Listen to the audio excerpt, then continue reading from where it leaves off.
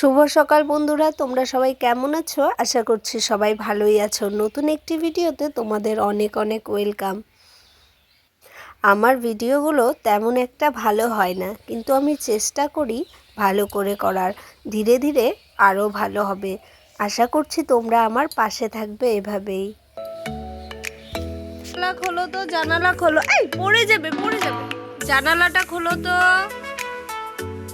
সারাদিনে আমাকে অনেকবার বিছানা গোছাতে হয়। সারাদিন আমার ঘর এলোমেলো হয়ে থাকে। একবার গুছিয়ে যাই, কিছুক্ষণ পরে এসেই দেখি আবার বিছানার বাজে অবস্থা। বিছানা কেন বলছি, ঘরেরই এই অবস্থা।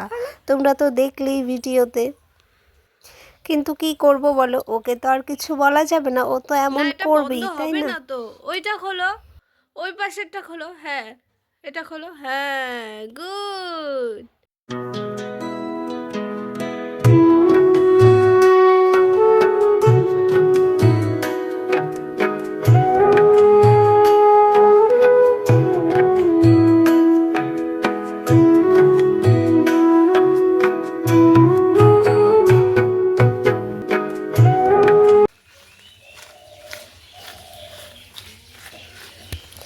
লঙ্কাগুলো রোদে দেওয়া হয়ে গেল। এখন আমি চুলে তেল দিব।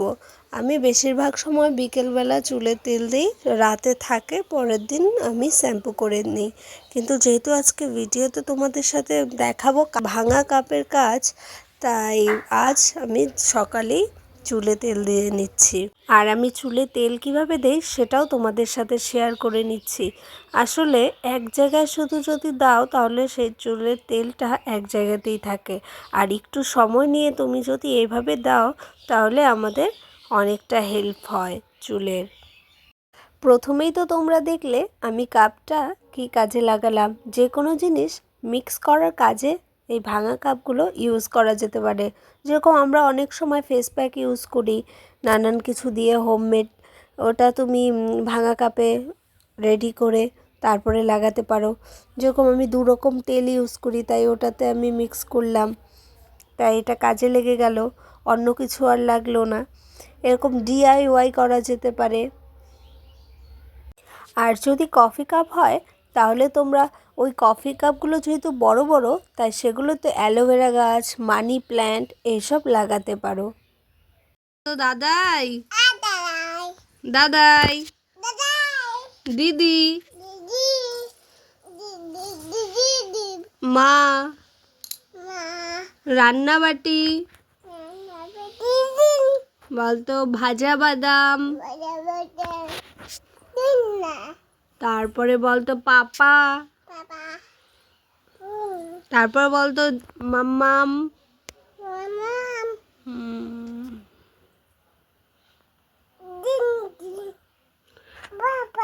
তারপর বলতো পান,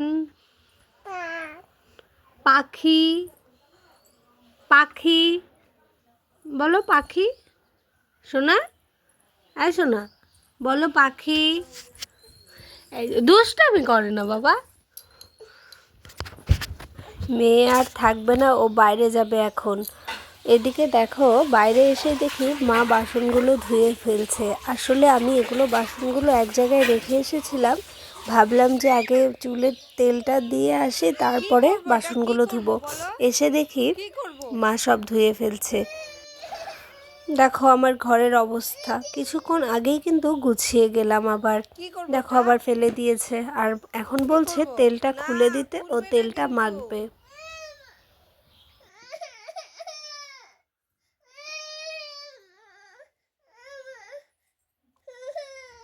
না না, দাও, রেখে দিই। হ্যাঁ, পাপা আসলে তারপরে, পাপা আসলে তুমি পাপার মাথায় দিয়ে দিবা, ঠিক আছে?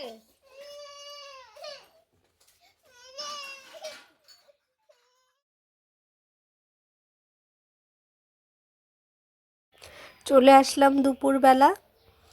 তো দেখো আমাদের রান্নাবান্না সব কমপ্লিট, মেয়ের খাবার রেডি। মেয়ের খাবারটা সাইড করে রাখলাম, মা খাইয়ে দিবে। আসলে মেয়ে আমার হাতে একদম খেতে চায় না, ওর ঠাম্মির হাতে খেতে খুব পছন্দ করে। তারপরে প্রথমে এঁঠো জায়গাটা মুছে নিয়েছি, তারপরে আরেকবার মুছলাম, তার কারণ একটু তেল তেলে ভাব ছিল তাই।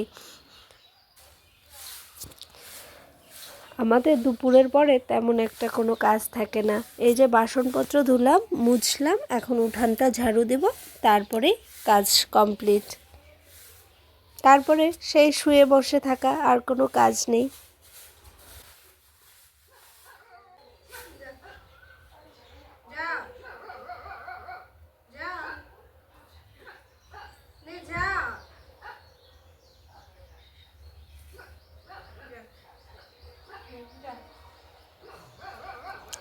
আমার কাজ প্রায় শেষ। আমি তেমন একটা এখন কাজ করি না, কারণ মেয়েকে সামলাতে হয়। দুপুরের রান্নাবান্নাটা মাই করে।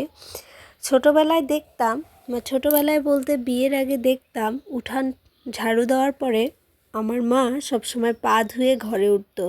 সেই জিনিসটাই এখনও মনে আছে। যারা আমার ভিডিওগুলো দেখতে ভালোবাসো তাদেরকে অনেক ধন্যবাদ। আশা করছি এভাবেই পাশে থাকবে সারা জীবন। আর যারা নতুন আমার এই ভিডিওটা দেখছো তাদেরকেও অনেক ধন্যবাদ। আশা করছি তোমাদের ভালো লাগবে।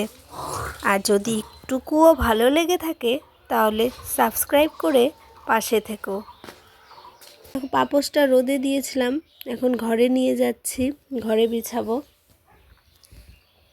দেখা হবে অন্য আরেকটি ভিডিওতে। আজকের মতো টাটা।